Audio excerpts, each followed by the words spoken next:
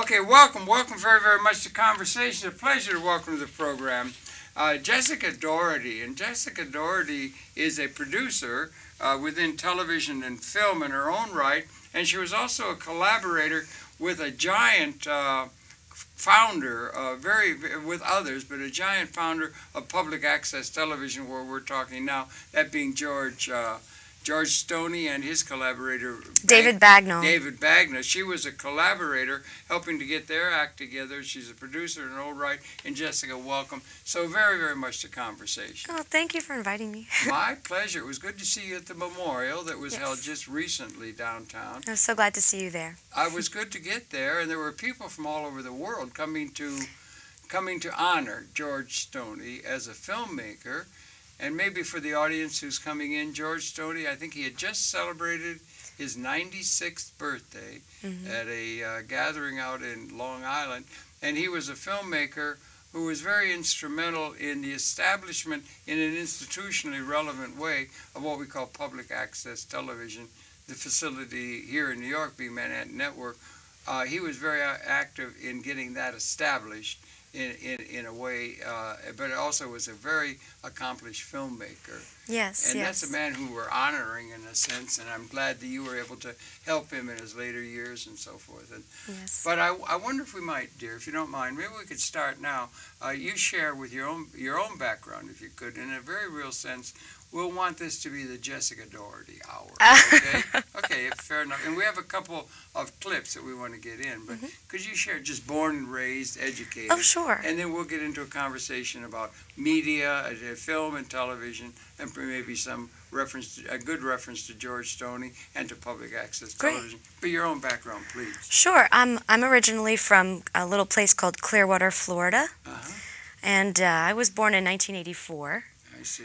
And I studied theater most of my life, from middle school through high school and into college. I went to the University of Florida, and there I studied theater performance, and I got into directing as well while I was there. Big difference between the actor in front or on stage and the director's role in terms of theater? Well, I think they're crucial to each other. Okay, yeah. I think that you can be a better performer if you are also a director, and you can be a better director if you are also a performer. So I believe that you should study both as you're learning and going through Good for you. There's a fellow named Meyerhold? Meyerhold, yes. Meyerhold, yes. Yeah. He was a major theoretician of theater. Yes. Isn't your daughter also a theater performer? Yes, I'm very proud of her. I don't mind talking about my daughter at all. You shouldn't bring it up. I talk about my son at great length, and our dog. We could talk a great deal about our super dog. But no, my daughter's in theater. Yeah, she went. Great. And like I told you, she went to Yale and did a project on Meyerhold there at the Master's Project. After having had three women did a thing when they were in their early 20s, young and everything, sleeveless theater, and they had built a local audience. They tried to do spontaneous, they wanted to be as spontaneous as they could along the lines of skit comedy like Monty Python or that on politics, and they'd build up a great audience. Then they broke up marriages and things like that, and she went to Yale on a scholarship in theater, and they brought a project that she did about Meyerhold, who is a great theoretician like Stanislavski in Russia. Russia, they love theater. They pack the houses in Russia. It's very interesting that. But then they brought from the comparable school, the St. Petersburg Academy of Theater, a young man named Vladimir Rovinsky was one of those they brought from Russia, and the two fell in love. It was like a great love story, got married, and they've given me two wonderful grandchildren. She's teaching theater now. But theater is a wonderful expression. It goes way back, and it's a great tradition. But you're also, so you had a basis in theater. Yes, that was. But you've melded over, or you've become interested in film and television, so you're into media. Theater is still your major love, or? Well, I'll tell you, that's like a pure art or something. Yes, yes. It is just as ballet is to all other forms of dance for me. The building blocks. But when I was studying theater, I really got very interested in revolutionary theater. I was very inspired by Amiri Baraka and Luis Valdez, Dutchman and Los Vendidos and The Slave. and I did some work on those particular plays, Yeah. and I found that that was what I wanted to put all my focus on. Okay. And there wasn't, not that there's not a market for it. The Cherry Lane several years ago did Dutchman. Did they? Yeah. Yes, and it was I heard, I wasn't here yet, Yeah. but I heard it was a beautiful, beautiful production. So revolutionary theater is still being produced. Yeah. But it's hard, isn't it? I think it is. I Yeah. think it's hard in Yeah. a world In where market terms. where Yeah. theater is trying to survive Yes. and make the funds necessary to keep going. Yeah. And so, but that was my passion when I was studying theater, and I really wanted to find that. And after school, I went back to Tampa, and I started working in television. I actually worked in direct response. Was that a particular program, or It what is- does that mean? Is that It is infomercials. okay? Okay. And so I worked for a wonderful company called Blue Water Media out of Tampa. Right. And we produced 4 to 5 half-hour shows a month. Wow, that's a lot. Yeah. Yeah, and I worked with them for a little over 2 years. Yeah. And it was, that's how they made their money to keep going. And Yeah. actually, right now, it's very exciting. They're doing a documentary on zero energy housing. Oh boy. So That's they've gone all around the world and done all these wonderful things now. So, but it was time for me to come to New York. I wonder if I could back off a little bit. Political theater, or theater that has some message. Like you may know Judith Molina in Living Theater. Yes, Yeah, the Living Theater. Judith's a dear friend of mine. I love Oh, her. wow. Oh, yeah, I love Judith. We've done a lot of programs with her and Hannon. I was Mm-hmm. very sorry. And we knew her, her co-founder way back. But Living Theater that has a political content makes it even more difficult in some ways than a frothy comedy or something that's easier to find the audience for. Sure. It's more difficult if you got something that's got a bite or a political message. Sure. It's You theater understand? that's more useful when action, in scenarios where action can be taken afterwards. Right. And so So I had... activist, it's sort of got like, does it have an activist bent? Like, Oh, certainly. I think... I think you know what I'm that- getting at? Yes. Somebody who wants to affect the environment, the reality, rather than just entertain, is what I'm getting at. That kind of human activity is something to be valued or given a special place or something. Most definitely. Yes, right. I think right. it should. Good for you, yeah. And I still love reading those things because they reinfuse my purpose. Okay. And so I came to New York wanting to keep learning because I didn't study TV in school, and I went and learned television, and I came to New York wanting to learn film, and I ended up working in theater, and I ended up working in... Here in New York? Yes, Yeah, yes. okay. Doing stage management and production and, Yeah. and producing some off-Broadway shows. And I then got into television doing casting actually I worked for the Food Network. And Food Network, we yeah. I was working in casting on a show called Chopped. And it's a reality show cooking competition. Right. And, you find ways. George always did this with his George films. Stoney, yeah, God bless He him. always found ways to take a sponsored film and find his own message within it and sort of play that up as well. So he always said, even if it's a sponsored film, you can find a way to make your own message. We ought to mention that to the audience. But a sponsored film, particularly George was born. He just died recently. He had a memorial service here a couple of weeks ago, and he was 96. And he had gotten started, and he had sponsored films. A lot of them were during the Depression, and that era were sponsored films where they weren't like feature Hollywood films, love stories or musicals or something.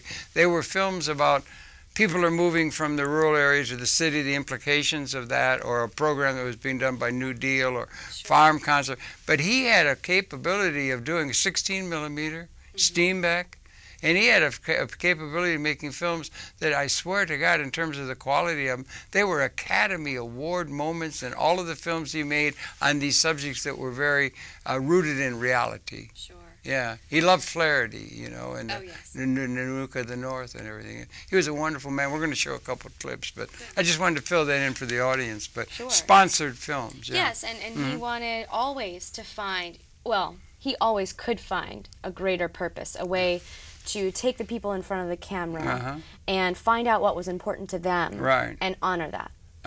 And so I was working on this this show on Food Network, and I was lucky enough to get an opportunity to do that because the producers at Food Network had heard about the Let's Move campaign, which it is a wonderful campaign that was led by Michelle Obama. And it's her effort to get chefs and better nutrition into schools. Yeah, she's got that as a major component of her yes, active, Yes, it's a life, big part of what she's working on. And so to play our role in it, the producers wanted to do a special episode where we found some lunch ladies to come and compete on the show. And myself and another producer, Jamie Cantor, were lucky enough to get assigned that. And we went all over the country. We scoured the country looking for women and men who work as servers in public school cafeterias. And you were then the producing role, or producer's role in terms of we were both, that entity, that segment. That segment, We were casting associates, and we were in charge of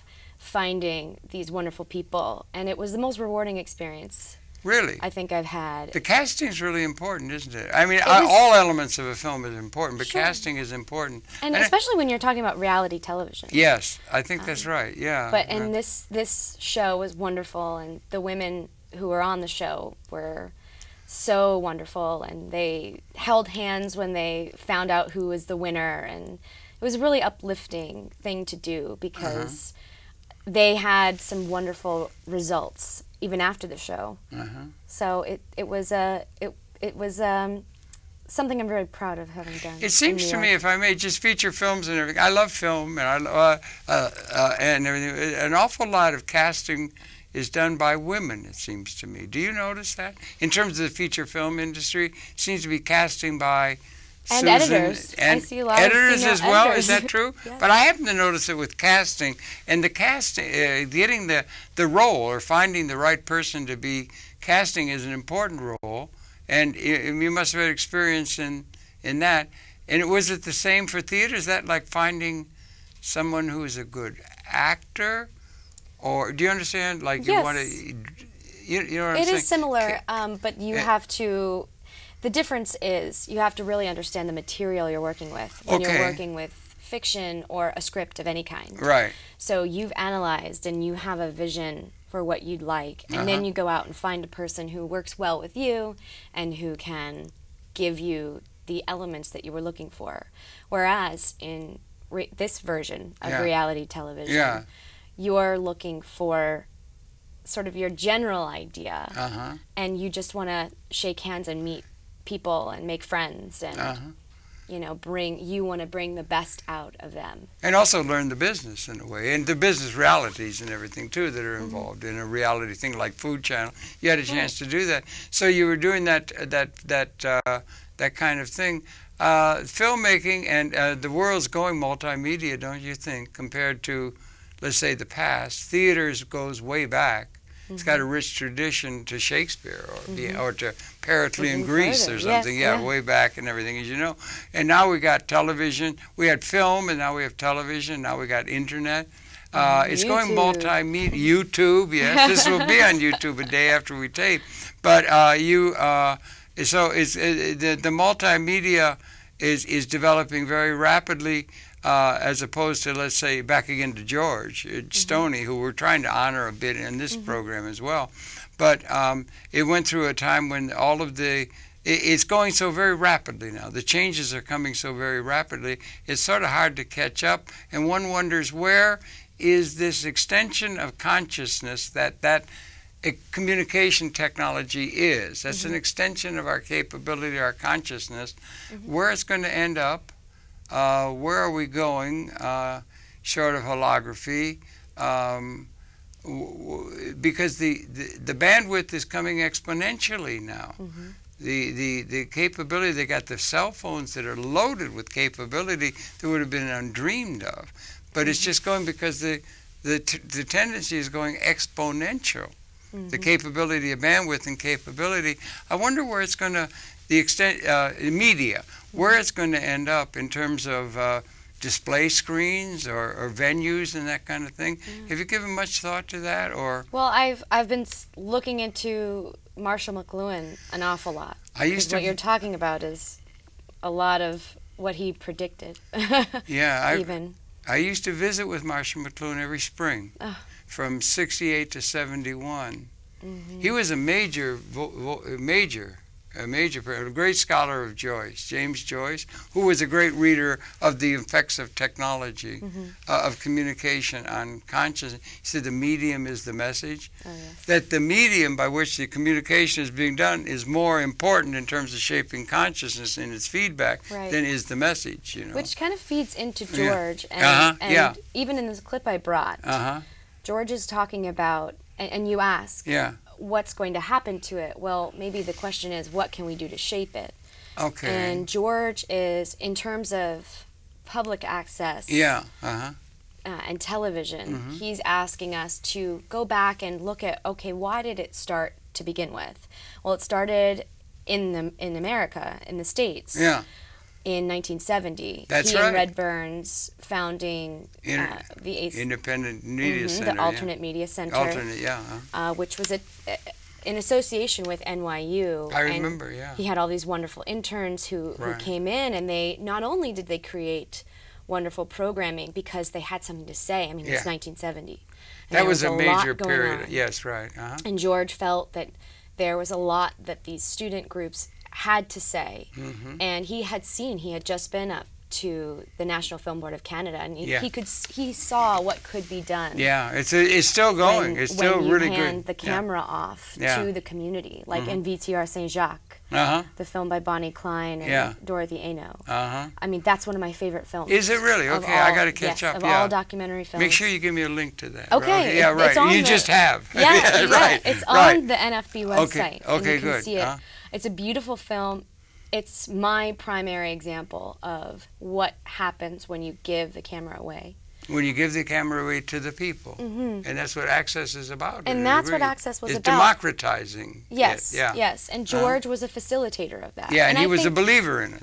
He was a believer in it, and I think he was a facilitator, period. When you're a teacher, which he was for so many years, you're a facilitator. When you're a documentary filmmaker working with, collaborating with the people in front of the camera, you're facilitating their story. That's true. And when you're working in public access, and you're meeting people and interviewing people, and giving people the opportunity to work with the media that makes their message, you're a facilitator. Yeah, that's right. Yeah. And so I love those films, and even this clip talks about George is wanting us to look back at why he started it and why Red Burns started it. Yeah. The point. Well, he was coming back again. I have a special place in my heart for that period of time.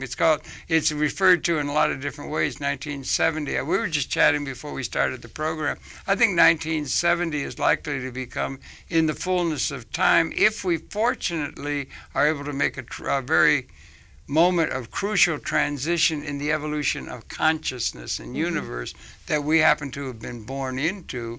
I think 1970's got a very good chance to become seen in the fullness of time as year one. That there was a qualitative transformation, existentially significant, going on around that year, around that time. And it was the result of the extension of consciousness and the weapons becoming, about that time, they became species lethal. That is, the extending capability. We're beginning to differentiate humanity. We differentiated ourselves from the creatures in evolutionary terms. We think of that. We're now differentiating ourselves from humanity, from the extended consciousness of humanity and technology that is beginning to have feedback mechanisms that are really significant. And one of them being weapon systems that form the geopolitical realpolitik notion that if you've got the weapons, you can conquer the other, which still holds in terms of geopolitics. And we've also got a transcending capability of material scarcity for the whole human society within an ecological context that has been modeled as appropriate. More haves and have-nots at a level of capability about the year 1970. So 1970 wasn't just sex, drugs, and rock and roll. There was a big party at Woodstock. But it was a major moment of qualitative transformation. Public access got started then. George Stoney started the movie. You know, all of that. It said that was a very important moment in the evolution of broader, and we'll probably be hearkening back to that. Yeah. Myself. But anyway, you were mentioning a clip of his. I think we have a couple of clips that we wanted to show to share with the audience. And I'm not sure what the order is that we're going to show them. Which of the two? We have one that was done at the memorial service more recently, and then there was another one.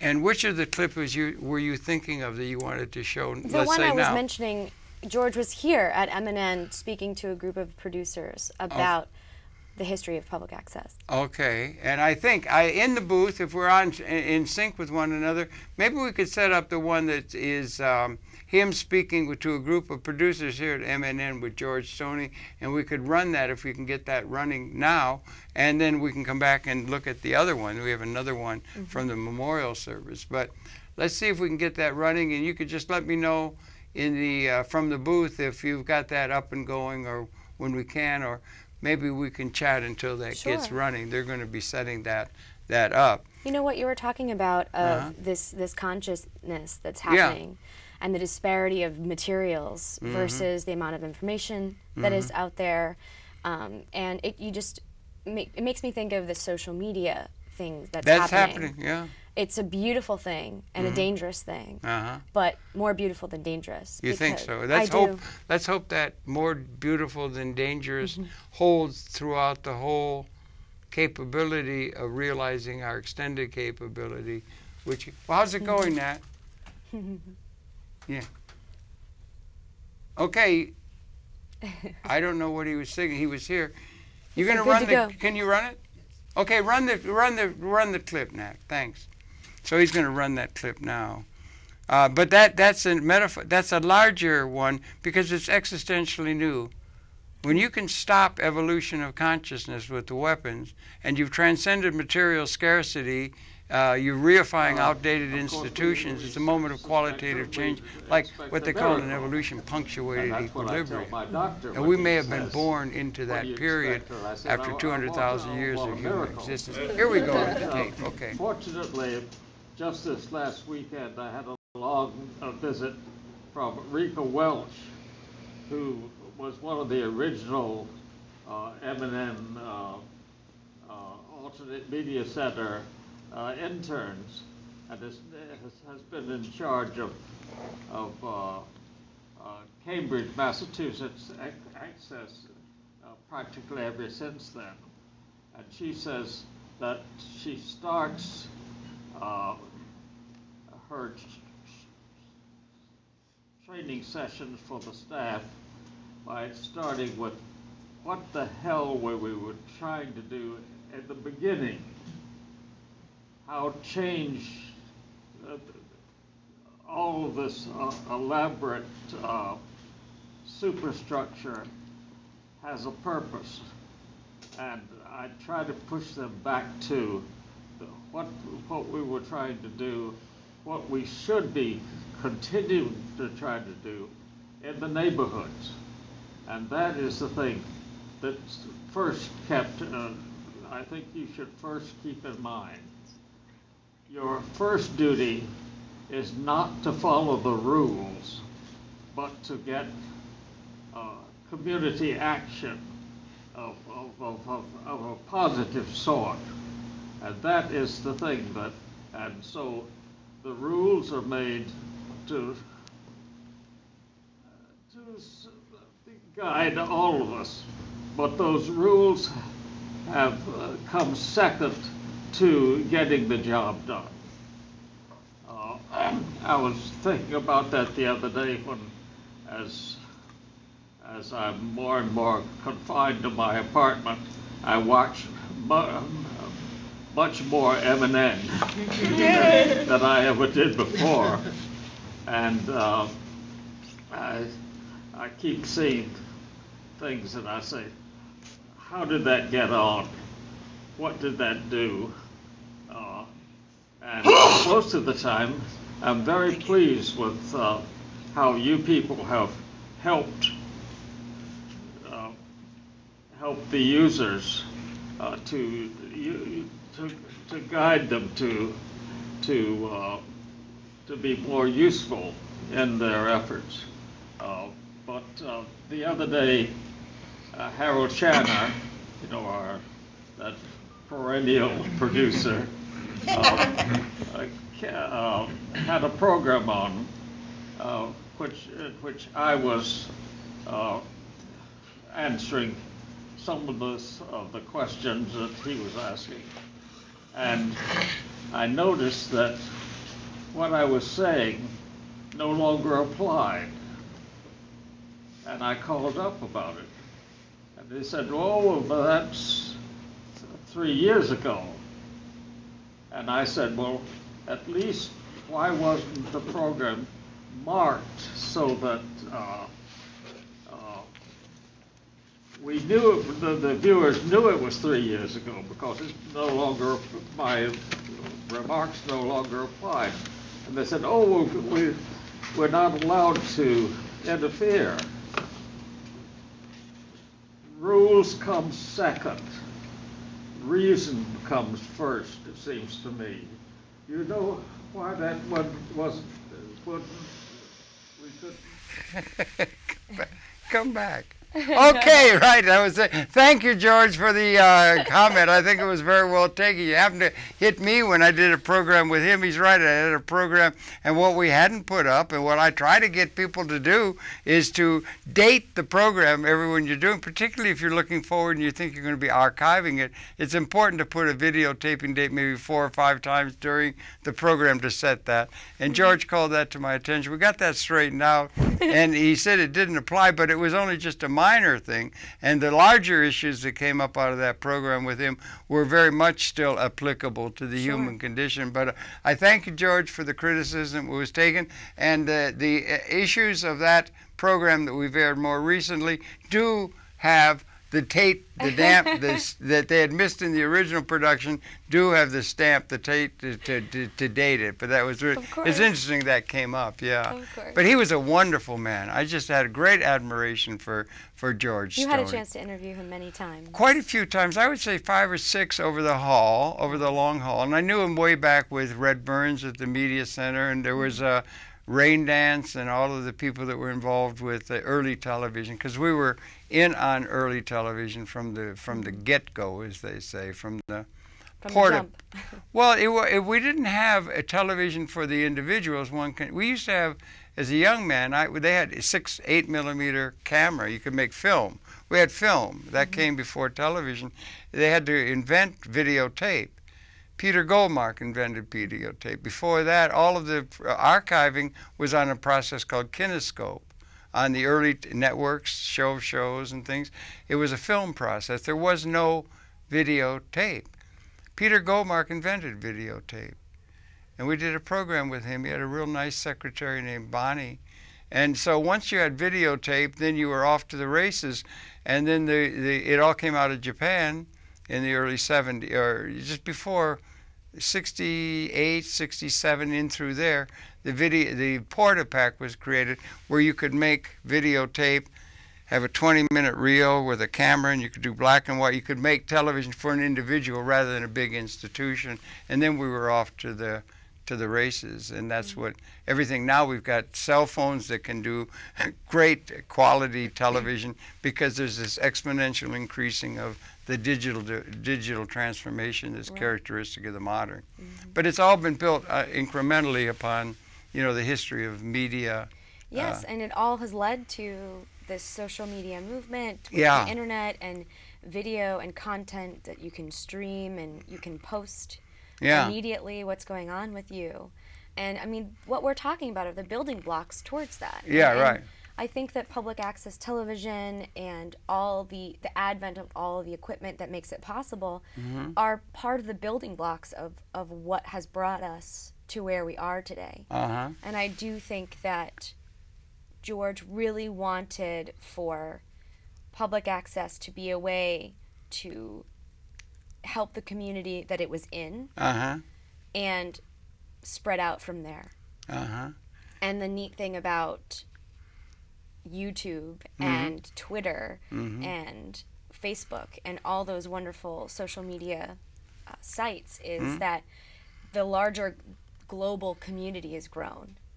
Absolutely. It's going, again, you keep using the term, it's exponential, which that's not just incremental, that's exponential. And they're able to pack, and they're going to have, they've got a thing, the basis of communication is going to be a thing, a molecular, I think a carbon-60, which is called Buckminster Fullerene, after the great comprehensivist Buckminster Fuller. They're going to have a thing that's going to be the basis of data processing. It's got a geodesic structure. That is, it looks like a soccer ball, and it's got 60 vertices and so forth. And it's going to be a thing that's going to be exponentially increasing the ability to have more and more capability to deal with information, electronic information signals and so forth. And it's going to be so small, it's going to go through the bloodstream of the human society. It's a semi-permeable thing. It's amazing, and it's going to just become absolutely, we haven't even begun yet to have the capability of communicating that is going to be coming, again, exponentially on the positive side in terms of this moment of qualitative transformation that began quite a long time ago. Sure. I mean, it's a history of communication. George Washington, they said, it was no joke. We did a program with Buckminster Fuller once, and he alluded to it back in 1974. And he said, George Washington, they were talking, Benjamin Franklin was our ambassador in France then. I think it took 2 months to get a letter from New York to London. So we haven't heard from our ambassador in over a year now.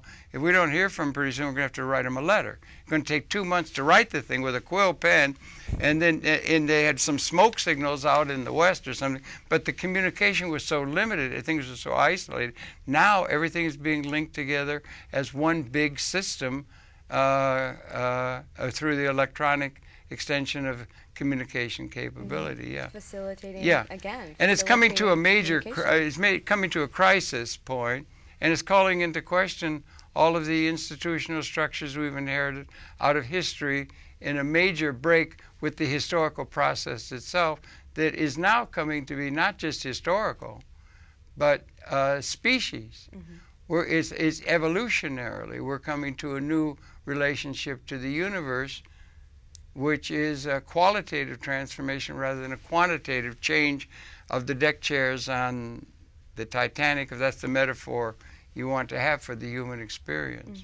That's interesting. I'm working on a project right now. It's Animesa is a journal that's published by the English department at NYU. Okay, what's it called again? Animesa. Okay, right, And the journal will be published later in the winter, I think.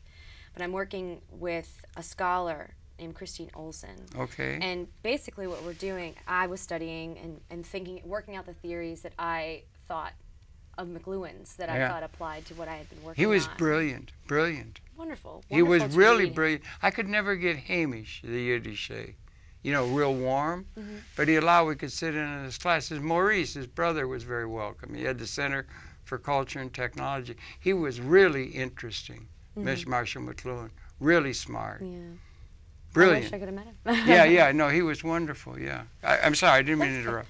She's actually a scholar, and your point brought me to her. She's studying the alphabet and the evolution of and meaning of, and where we get our identity from the alphabet. Yeah, particularly Western civilization, phonetic alphabet and linear thinking. That Gutenberg galaxy, that's an absolute tour de force, as well as understanding media. But the Gutenberg galaxy that he wrote was a tour de force in terms of understanding all these questions of communication and the feedback mechanisms they represent. I'm sorry, go ahead. No, well, we're just combining our ideas. Right. Kind of working on creating our own call and response type of thing. If I say this, then she'll say this based on her studies. And I think that what you were talking about in terms of communication evolution certainly applies to that. So I'll use that. Okay, use whatever you can. Absolutely use. Listen, while we're still on George, I think we have another clip if we can set it up. And that was, I think, that Jeanette, our producer, our program manager here, brought to us from a memorial service that was carried out. We want to honor George because George was a major figure, not only for us in public access, but certainly that. He was the founder in a very real sense, along with others. There was, Sidney Dean and Everett Parker and others that got it started institutionally, but there were others. But he was also a great filmmaker, so we want to honor him. So there was a memorial service. Yes. And maybe if we could set that up, it's about a minute of the program that was done with George down more recently.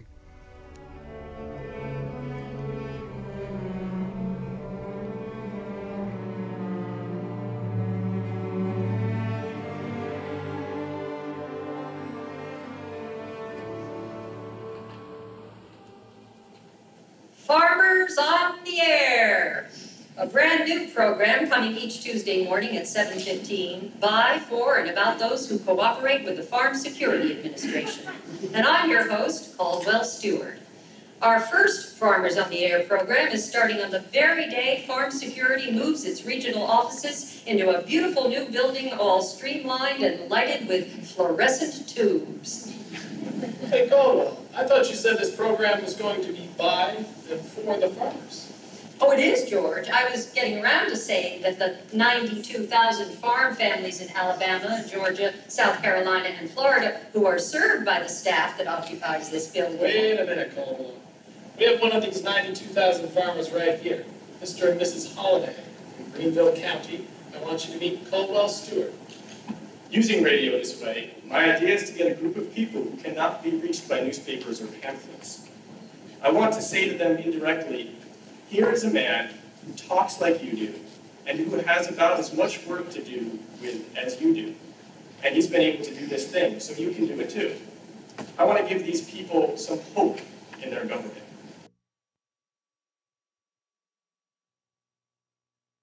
Must have been from the that was memorial. I wasn't. I don't remember that, but that was a memorial for George. That was a clip from the memorial. What we did, George didn't really want a memorial, but he didn't. No, really, not particularly. Interesting. Yeah. But what we did instead. George was a prolific writer. Yes, indeed. He was a journalist. He started off as a journalist. He wanted to be a novelist, and he has an archive down at UNC Chapel Hill. Good. And it's full of his films and all of his letters and correspondence and communications and photos. And I think that's really important, archiving the work of people like him. It's huge. It's hugely important. And right now we're working on building it up even better so that it's more accessible so scholars can go down and utilize it a little bit. There should be, because we need a new way of, also it's not Dewey Decimal, it's not like Library of Congress. So we need a way of cataloging, so we have access to the archives of video and film production. And down at UNC Chapel Hill, they're wonderful at that. Tim West is the head of this particular archive and the archives down there. And so right now they are categorized in a way. But we had some of the letters here in New York, and as I was going through and sort of archiving, because I was working with George. Okay, yes, I know that. Thank you for that. Thank you for that. How long were you involved? About two years okay, or so. Yeah, okay, good for you. Thank you for that. I was working with him and David Bagnall. Yeah, and he's carrying on his work, yes. David Bagnall, Yes, they had about 2 or 3 films working when I came on board. They're doing that Fieri, Paulo Fieri. Yes, they're still working on the Finding Fieri is the name of the piece. They're still working on that with another editor, David Olive. Who's down in Tampa, which is where I'm from. Okay. And they're still working on that, and that is going forward. It was a labor of love project for George. He's been working on it for I know that. Years and years. He seemed to keep going to Brazil all the time, working on that film. I mean, he loved Paulo Freire, as so many do. Well, he is a real Democrat. And he found such commonality between himself and Paulo in their teaching philosophies. And he was actually a philosopher, but also a pedagogue. He had yes, the pedagogy of the oppressed. Yeah, right. He was exiled yes. from South America, and because he was helping underrepresented people learn. Yeah. And so he's quite a powerful man, and a real intellectual. Oh yes. Yeah. So those people ought to be paid attention to more than they are. Certainly. We seem to pay attention to like celebrity stars who get a dysfunctional life or something. I don't know. Our values might be able to focus on our scholarship and archiving the scholarship more readily than we have, particularly with media, is really an important question before humanity, rather than letting it all just go, down the drain of so much footage that's been done by people.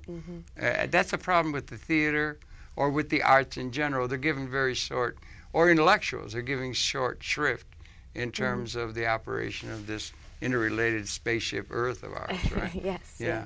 Yeah, good for you in North Carolina. Archiving is very important. And so we're working with them, hoping to try to get the archives a little up and active. And meanwhile, we've been reading all these letters that George wrote, and they're letters that go back all the way to 1920. He kept every single letter he ever wrote, basically, and every article, and every draft of every article. And so we've been sifting through these carbon copies. He was an avid typist. He hitchhiked all over the South and carried one of those heavy portable Underwoods with him. Right. My hero. Right. And so these letters we put together as a reading. Every word of that was written by George. Oh, I see. Okay, we didn't have that quite understood. Yeah, okay, right. And that actual clip was from a radio show when he was working with the Farm Security Administration. Yes.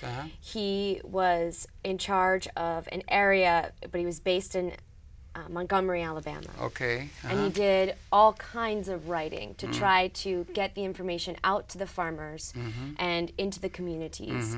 And he found that there was a problem because they weren't getting the flyers. They were too far out. He wasn't reaching the people that this work was intended for. Right. And so what he decided to do was write these radio shows, Farmers on the Air. Okay. And he would invite a rural farmer to come come on the show. He would be there too as the Farm Security Administration representative and work with the radio host. And they would have these dialogues about what's happening on your farm. And what did the FSA do for you? Did they buy you a cow? How is that cow doing? Is it helping your family with food? Is it helping you gain a couple extra dollars every month? So that was radio. This was radio. Yeah, there was a time, ladies and gentlemen, when there was no television, right? Yeah, right. And he even says how wonderful this format was because he calls it a kind of documentary drama. And he says, my term. Yes, right. He wrote that that letter, I believe that was 1941. That was, where that came from. And so, he's writing these long things to try to reach out to the communities and get them to do better and get more access to what the government was providing at the time, all the New Deal agencies he believed in. And he was also experimenting with film.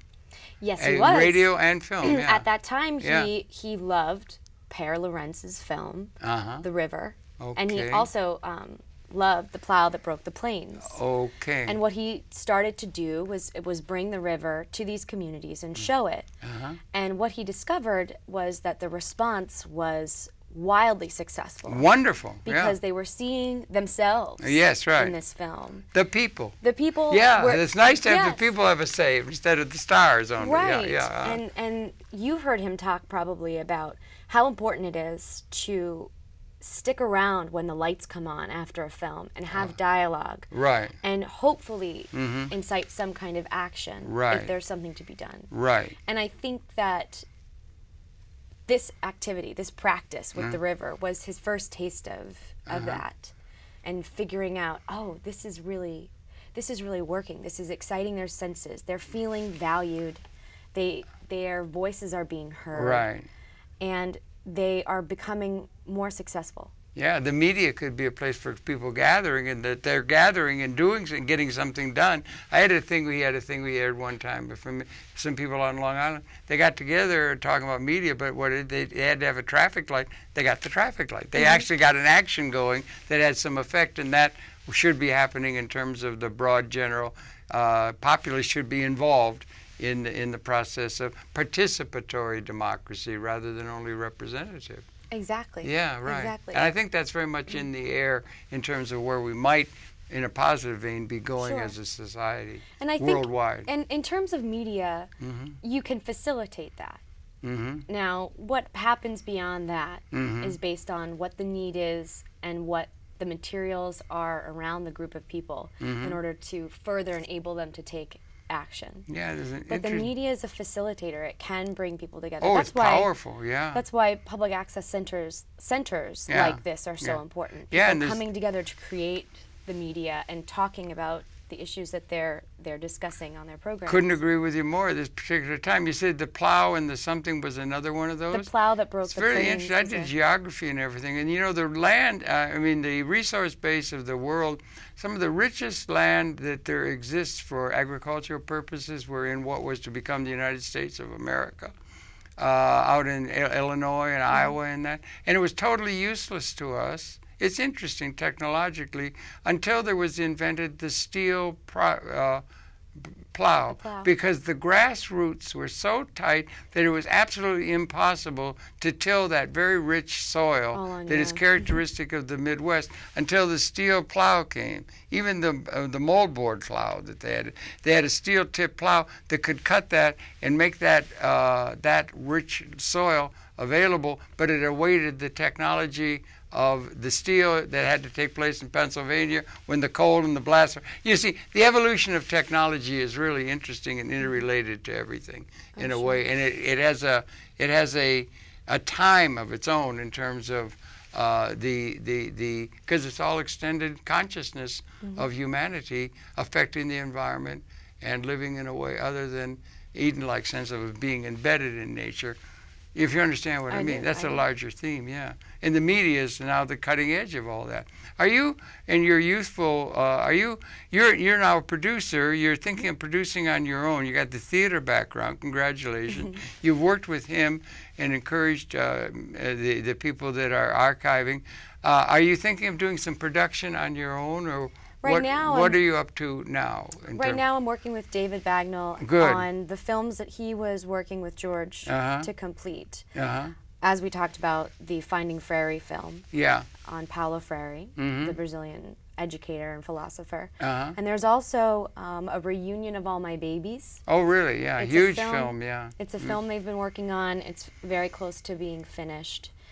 David Bagnall is at the helm. It's a beautiful film about it's revisiting All My Babies, which was George's 1952-53 film about an African-American midwife in the rural parts of the South, Miss Mary Coley.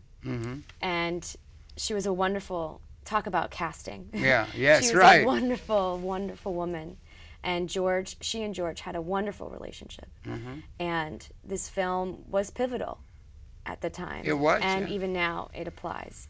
And so what George and David did was they got together about 150 of the babies that were delivered by Miss Mary and sat down with them and revisited George's relationship to Miss Mary. And it's just a beautiful, sort of romantic and also very, very informative. It gives you a picture of the time and gives you a picture of the ripple effects of a wonderful woman like that, and what the small things you can do just ripple effect out beyond your wildest dreams. And he was such a real.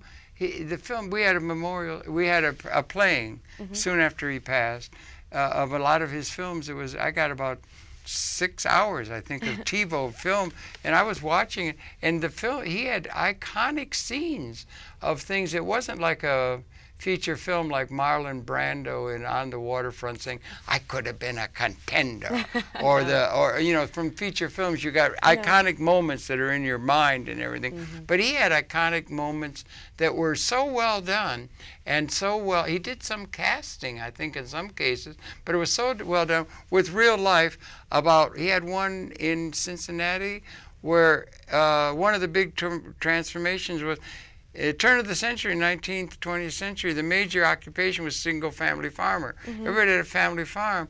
Then it came, and then that went to where the people were all going to the city. That was a huge transformation sociologically, economically, to where they went from the countryside, and then you had the combine doing the farming and a large-scale farming, but they went to the city, and that was a traumatic thing. Sure, I think what you're talking about is The Newcomers. I think it may have been. It was a film shot by Terrence McCartney Philgate. Was that right? Okay, yeah. And it was George's film that was commissioned by the Methodist Church. It was in Cincinnati, it was set, or somewhere like that, somewhere in the Grand. But it was the wrenching effect of going into the city where you're going to go into. It was so beautifully done, and it had iconic moments of Academy Award capability, like Brando saying, "I could have been a contender," in a feature film. But this was in a thing supporting a government-sponsored venue that really communicated the reality that the people were actually going through. Yeah. I mean, it's great history and very, very educational in the best sense of the word, yeah. Most definitely. And artistic, right? Yes. And that's what media can be. Exactly. George would say the creative interpretation of reality. Okay, that's good. I like that, don't you? I do. Yeah, I do. Yeah. And you'd like to do that yourself? Would you? Sure. Have you thought to pick up his, thank you for all the help that you've extended to him and all of that. Congratulations on all that. But now you want to do production yourself. Would you like to do a documentary, or what are you thinking along those lines? Yes, I think, like I mentioned before about the revolutionary theater and having trouble finding a way to work in that myself. I was lucky enough to be invited to come and work with George and David. And it was my first time ever really approaching true documentary. And the thing that was wonderful that I discovered was it accomplishes or can accomplish the same thing that revolutionary theater can. Okay, there's a similarity there, isn't there? Yeah. And I feel at home in it. And I feel that you can do right by people in this industry the way it's very difficult to do in many other jobs. Other jobs or venue or creative outlets even. Yeah, creative outlet and a way of encompassing and the educational implication in the best sense of the word. Public education and just general education of the society is going to be done in multimedia terms. And there's so many different things that it could be artfully and creatively expressing, and you've got this multimedia capacity rather than one single sensory capability like McLuhan or Joyce would have talked about, where you have an extension of that one thing, whether it's audio or even print, has a certain kind of linear bias and so forth. You got multisensorial, multimedia, extension of what is closer to reality, and it's got tremendous opportunity for educational capability at all levels, does it not? It does. Educational and it has the ability to connect people. Right. So education, you can talk at people, but if they're not talking to each other afterwards, what's the point? But it can be expressed in you have feature films like East of Eden or something. It just or his films were doing it with real people rather than conjured fictional things. Fiction can be good that way, but theater's got that same dynamic. Sure. You can be doing something that's artful, but you're doing something that's also very educational in the fullest sense of the word. Buckminster Fuller said at the end of his life he thought all universities were going to become video production centers because we're moving to multimedia. Why should we be so enslaved to the institutions of an era when things are moving so quickly and communication is moving to multimedia, multisensorial, more like the way we experience the world as we go through it. That can be used as a basis for communicating artfully very important ideas that simply hasn't been available to us. Seems to me like you'd be very well to think about plowing that or working in that vineyard as a younger person. Yeah. Amit Das, yeah. who was a student of George's and a collaborator as well, works in Pennsylvania as a professor. Yeah. And he is teaching a course about creating it's a production course. Yes, right. And we were talking the other day about the potential for this media to be utilized not just by filmmakers. Right, Hollywood, Right, or by even just by public access people. Yeah. But I think we're going to start seeing a lot more PhD candidates hand in their dissertation in the format of a documentary film. That's what he said. He fully predicted that. He said that you have all these people on the campus will be the subject. They got physics or something, or you're going to educate somebody, and rather than it being some lecture that you're going to listen to, there'll be a multimedia presentation that takes the best of that, puts together a pattern that is really interesting and exciting, and then present it to people in terms of education. Also, the exponential increasing, I think they're going to end up with the largest video display screens in the world are our planetariums. We're going to have an excess of capability, and the planetariums, they got, it's a different array. They got 5 arrays that go around, and then a keystone. It's all one system. They're getting universal standards now, and they're going to be able to be displaying, and there are even architectural firms that are building, progressive ones, that are building at the level of design into the home or institution. You'll have a den, a living room, and you'll have a planetarium. And there will be surround in capability. That's short of holography, but it's one of the promises that that's the largest video display screen in the world, are the planetariums, and they express the world the way you experience. You don't experience reality when you're walking through like a little slit in reality like television. You do it as a surround. And the content of that can be anything from the stars to Earth to feature films. And that's coming, because it's coming almost irrevocable. It's all being packed into cell phones now, but it's going to become part of the expression of the education. So it could be Nova all the time.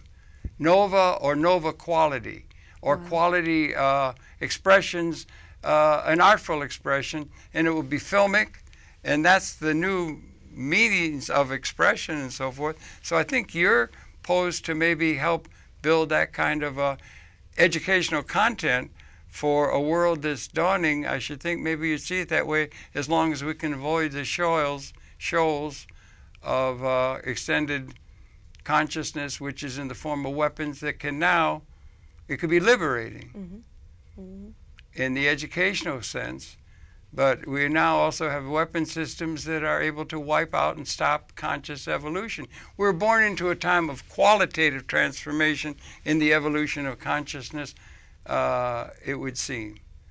Certainly. Yeah. George always says, I'm glad I come along when I did. He said that. Yes. Well, I would say that too, in a very real sense. I could pass that on to you, because you're of another generation. You're younger, and the youth is coming along. Are you optimistic for we're only got a couple minutes left. Are you optimistic for the human prospect? Are we going to, are you optimistic, or is youth? Is there optimism, or is there need for qualitative enlightenment of a new reality possibility and a means of getting there within a liberated order for the whole of human society within an ecological order? Or do you think we're going to go some way of reifying outdated institutions and assumptions, and maybe just join entropy and stop the evolution of consciousness through the extension of the killingery that is a characteristic of the weapon systems that have now become species lethal? What is your thought, or what do you think youth, people at your age, are sensing in terms of the reality that they encounter? Well, I think that people my age, people of my generation, are focusing in on what interests them. Okay. And I don't think that's a bad thing. Okay. I think there are many that think more globally, maybe more philosophically, and are trying to step back and see the big picture. Yeah. And I think a balance of that is important. Okay. But I do think that if you train yourself to focus in on and dedicate yourself to what's important to you, Okay. the evolution that you talk about